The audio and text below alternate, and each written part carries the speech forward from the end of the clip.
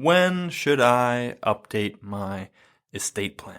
My estate plan's done, right? I've got my will, I've got my trust, my powers of attorney are complete, my health directive, I've named all my beneficiaries, primary and secondary. Everything is done. My estate plan is done. It's wrapped up. We're good to go. But are we? When do I need to update this? Is it something that I can just do once and it's permanently taken care of? Or is this something I need to continually update? How often do I need to and when? What are the factors that would go into updating my estate plan? That's what we're going to talk about today. And there are 6 items that may come up that where you might need to update your estate plans. We're going to talk about that. But first, if this is the first time you're hearing us talk about estate planning and you're immediately thinking, oh man, estate plans for rich people, I don't need to hear this, then don't tune out, because that's a huge myth, right? That's one of the prevailing myths in the financial world, is that estate planning is for rich people. But the truth is that estate planning is for everyone, right? Estate planning is just, what happens to your assets and your loved ones when you die, right? Where does all that go? And if you've accumulated things over time, which most of us have done or will do, right, then you need to decide what's going to happen with those things. And if you don't, the government will. And so everyone owns things. Everyone is going to die. Therefore, everyone needs estate planning. Literally everyone. So if you have done estate planning, we've talked about this before. I believe it was in episode 31. You can go back and listen to that if you want.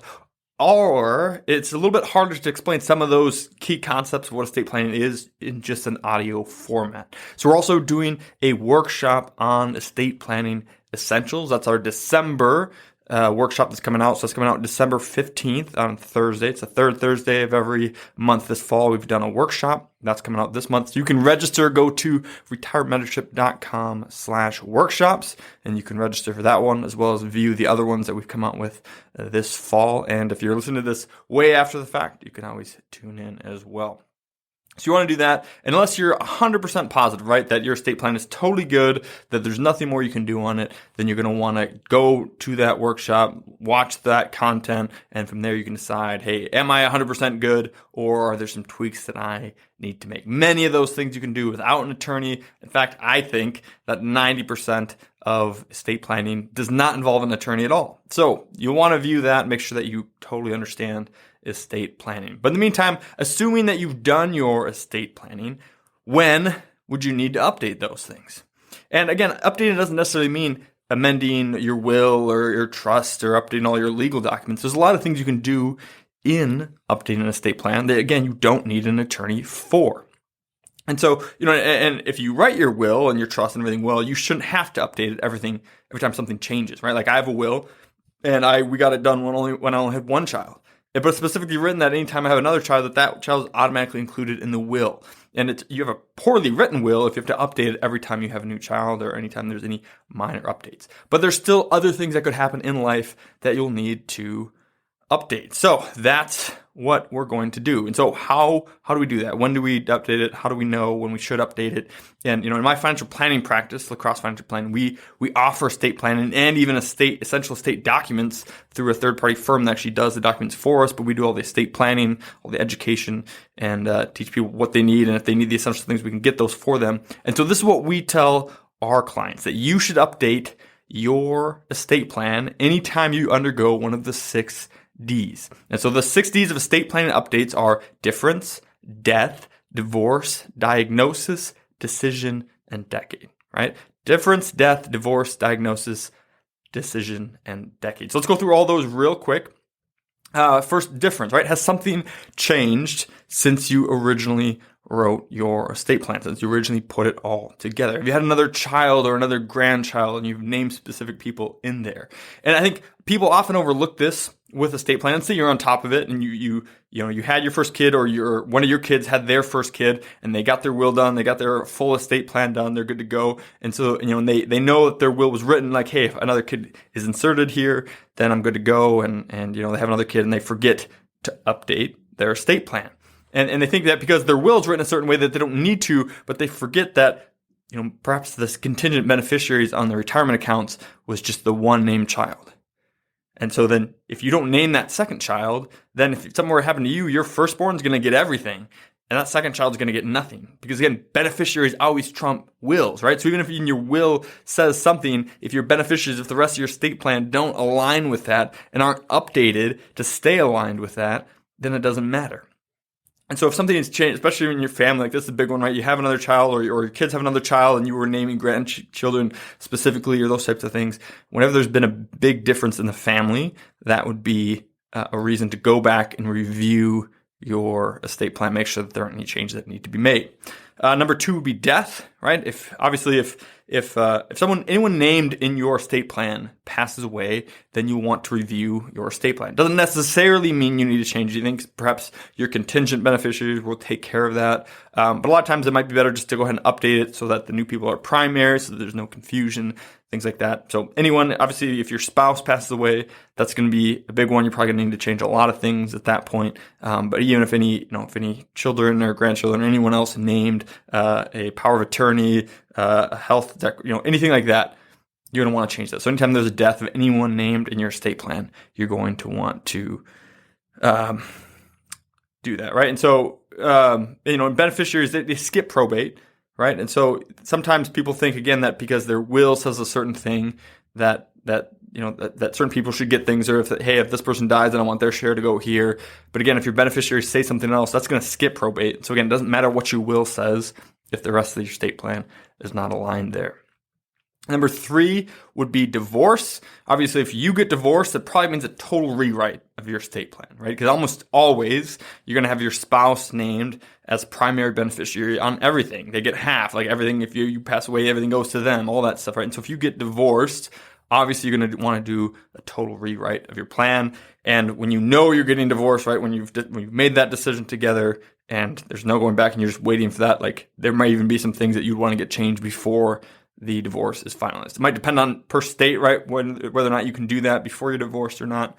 But it doesn't have to be just you, right? Sometimes if anyone who's named as a beneficiary gets divorced, you're going to want to revisit that estate plan, right? Say, for instance, your son is named as a beneficiary, and then his wife is named as a primary beneficiary or as a secondary beneficiary. So if anything happens to hit your son, that your grandkids will still get your son's share, but it'll be managed by his wife and all that. But then if they're getting divorced, you may need to redo something to make sure that, yes, I still want the grandkids to get my son's share if anything happens to me and him, but I don't want the now ex-spouse to get anything either. And so it may not just be, hey, you get divorced. Again, if anyone named in your estate plan gets divorced, you want to at least check it out and see if there's anything you need to change. Number 4 would be a diagnosis, right? If you have been diagnosed with something, or your spouse has been diagnosed with something severe, it's something big, not just like the flu or something like that, but some big, or especially some terminal disease, that's obviously a great time to check your estate plan, make sure that it's in order, and maybe make any updates that you can. Especially if that diagnosis, right, is Alzheimer's or dementia or anything that affects mental capacity or that could down the road, that's when you're definitely going to want to make sure that your estate plan is in order at that time, right? Because you need to have, legal capacity, mental capacity in order to create an estate plan or to make any changes to it. And so if you're diagnosed with Alzheimer's, your wife is, or dementia or anything like that, then, you're steadily going to lose that capacity. And so you're going to want to make sure that, hey, we always plan to change this down the road. Well, you better make sure you change it now while you still can. So anytime you're diagnosed with anything substantial, right, life-threatening or just life-altering like that, that's a great time to check on your estate plan. Make sure it's all in order. Number 5 would be a decision, right? Have you made a big decision in your life that changes things, right? Have you changed your values or changed, maybe you were supporting one organization and you just make a decision, we actually want to support this decision. Or maybe everything has gone to the kids at first after each other, but now you've created enough wealth and they're also doing well for themselves. And you're like, they don't need all of this, right? We've got 3 kids and we've got a lot of money and they don't each need a third of this anymore. And so now let's make a decision that if we pass away, we want some of it to go to a charity or to our church or directly to the grandkids or whatever else. Anytime you make those kind of decisions, right, that affect your life or your values, you'll want to go in and update your estate plan, obviously, to reflect those things. And then the last one, number 6, would be decade, right? Anytime, if nothing has happened, if none of those things have happened in the last decade, then you're still going to want to at least check your estate plan every decade and make sure that it's still up to snuff, right? And you could do it 10 years from when you made it. I typically think it's easiest to do it on the calendar decade, right? So, we had a lot of people do it in 2020 when we were working with them, and we'll have them do it again in 2030. It's 2022 now as I'm recording this, and so perhaps it's something that you look through your estate plan now, let's double check it. It's not really on the year, but we haven't checked in a long time, and then you can of course check it at 2030 just to make sure. So that'd be another thing. You really shouldn't go more than a decade without double checking your estate plan and make sure that it is up to snuff.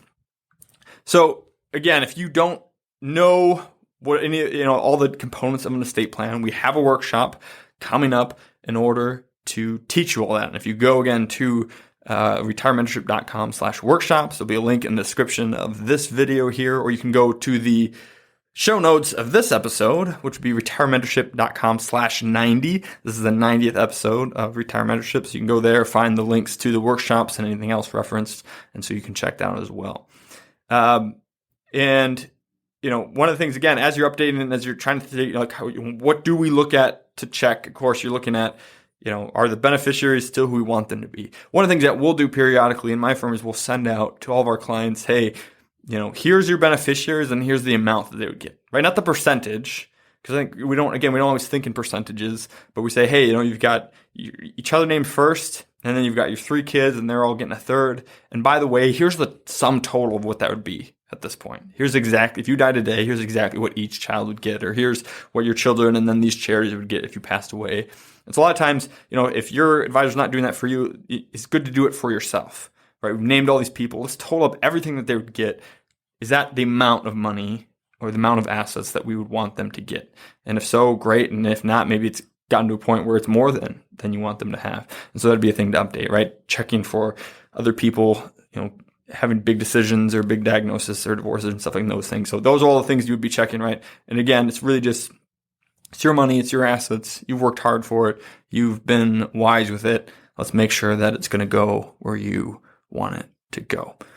So again, check out our workshop on the estate planning essentials. That'll be the last workshop of 2022, and we will typically you may even begin this episode because we sent it to you after the fact. I've always wanted to do this one because we'll have people that'll often ask us, hey, when should we update our estate plans, especially after we've helped them create one, then this will be a great resource, and that's maybe why I've sent this to you. So that's the 6 Ds. Those are typically when you would want to update it and make sure that you have one. Because again, if you don't decide what happens to your loved ones and your family and your assets when you pass away, then the government will decide for you, and we don't want that. So thanks. We'll see you hopefully in the workshop later in December, and if not, we'll see you next week here on the podcast.